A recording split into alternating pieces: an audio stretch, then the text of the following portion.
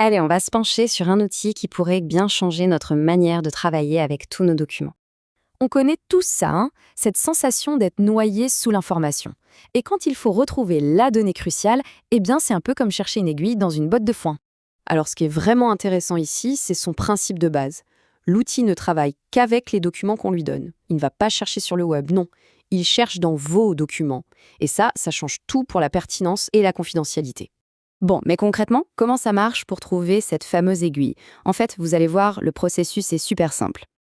Voilà, c'est aussi simple que ça, et cette simplicité débouche sur un truc absolument essentiel pour la confiance.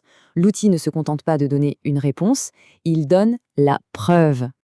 Et c'est là toute la magie. Chaque bout de la réponse est directement lié à la phrase exacte dans le document d'origine. On peut vérifier en un clic. Fini de se demander, mais d'où est-ce qu'il sort ça? L'incertitude, c'est terminé. Mais attention, Notebook LM, ce n'est pas juste un moteur de recherche pour nos documents. Ça va beaucoup plus loin. Une fois qu'on a trouvé et vérifié l'info, l'outil nous aide à la transformer, à en faire quelque chose de complètement nouveau. C'est vraiment là que nos documents prennent vie. Ils arrêtent d'être de simples pages un peu mortes et ils se transforment en vrais outils interactifs, que ce soit pour apprendre, pour réviser ou pour communiquer une idée. Alors, commençons par voir comment on peut transformer des textes, parfois un peu bruts, en format beaucoup plus facile à digérer et à partager. Imaginez un peu, ce rapport de 50 pages, bien dense, qui vous attend, eh bien en un clic, il devient un résumé audio de 5 minutes, parfait à écouter dans les transports ou juste avant une réunion. Le gain de temps est juste énorme.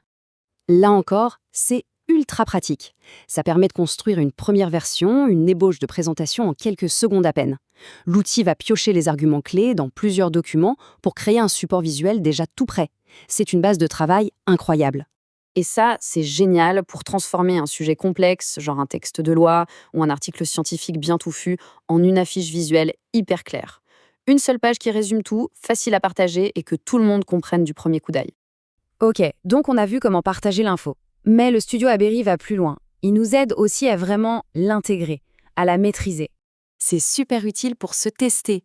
On lui donne ses supports de cours et hop, il génère un quiz pour voir si on a bien compris. C'est comme avoir un prof particulier qui prépare des interros juste pour nous. On connaît tous la corvée de créer des fiches de révision. Eh bien là, c'est fini. L'outil le fait automatiquement.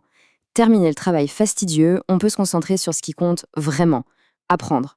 Donc pour que ce soit bien clair, le quiz, c'est pour vérifier ce qu'on sait. Les fiches, c'est pour apprendre et mémoriser. C'est vraiment deux outils qui se complètent parfaitement dans le parcours d'apprentissage.